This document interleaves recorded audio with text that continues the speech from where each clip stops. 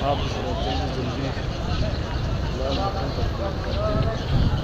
रोज़ा की ज़ियारतें करते रहें। मदीना हरम शरीफ में दाखिल हैं। आज दूसरा जुम्मा है रमज़ानुल मुबारक का। तो इस बाबरकत महीने में अल्लाह ताला सबको यहाँ ले आए, सबकी हाज़िरी कबूल फरमाए। अल्लाह ताला बार बार ले आए।